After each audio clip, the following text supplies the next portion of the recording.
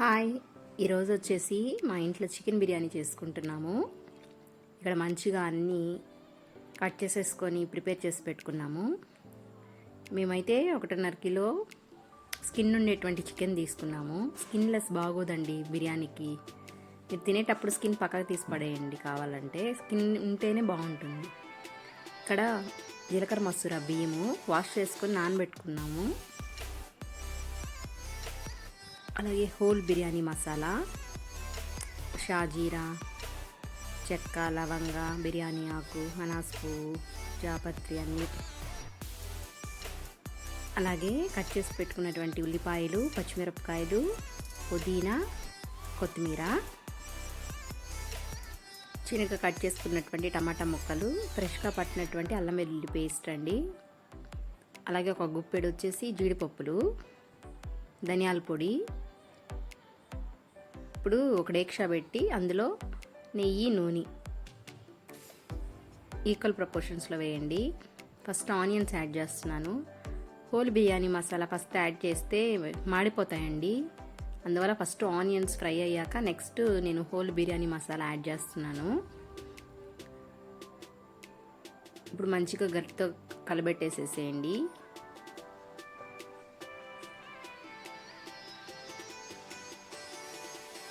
ఇప్పుడు క్యాష్యూస్, జీడిపప్పులు కూడా వేసేసి ఫ్రై చేసేయండి.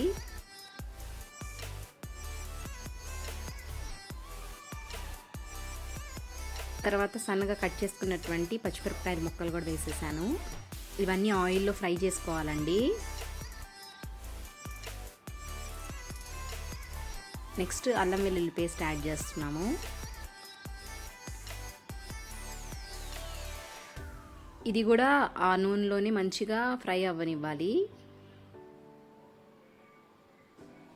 తర్వాత టమాటా ముక్కలు యాడ్ చేయడమేనండి.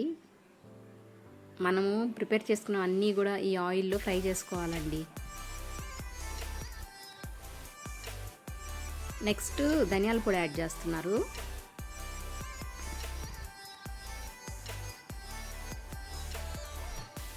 ఇప్పుడు ఒక 2 మినిట్స్ ఆయిల్లో ఫ్రై చేసేసేయండి.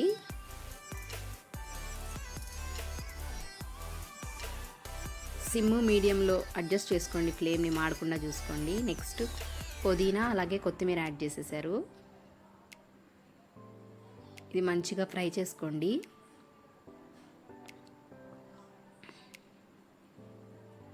నెక్స్ట్ కారం యాడ్ చేయాలండి. ఫ్రై అయిపోయాక నెక్స్ట్ చికెన్ యాడ్ చేసేయాలి ఇందులోకి.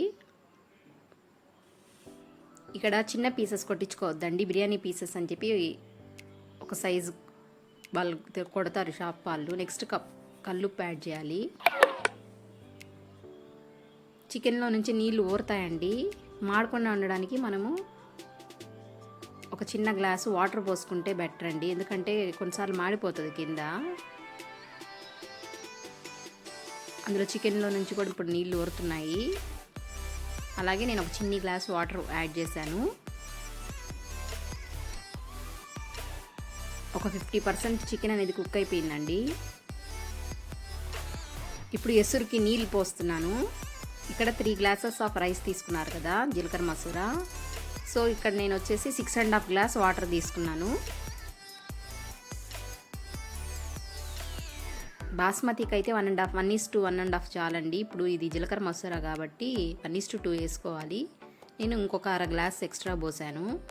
ఇప్పుడు ఎసురుని బాగా తెల్లనివ్వాలి. సాల్ట్ అనేది ఒకసారి అడ్జస్ట్ చేసుకోండి మీ టేస్ట్కి తగ్గట్టు. బబుల్స్ రావడం స్టార్ట్ అయిందండి, మూత పెట్టేసేయండి. ఇప్పుడు మళ్ళీ మూత తెరిచి చూస్తే ఎసురు అనేది మంచిగా కాగిపోయిందండి. ఇప్పుడు బియ్యం మనము నానబెట్టుకున్నాం కదా, అది ఎత్తి ఇందులోకి ట్రాన్స్ఫర్ చేసేయడమే. ఒకసారి బాగా కలబెట్టేసేసి మూత పెట్టేసేయండి. ఫస్ట్ ఒక 5 మినిట్స్ హై ఫ్లేమ్లో పెట్టండి.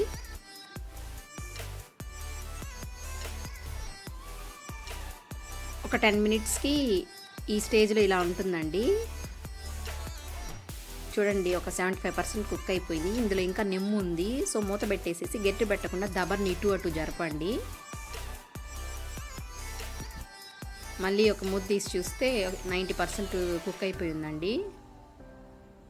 ఇప్పుడు ఫైనల్గా అయిపోయిన బిర్యానీని మేము హాట్ బాక్స్లో వేసి పెట్టేసుకున్నాము.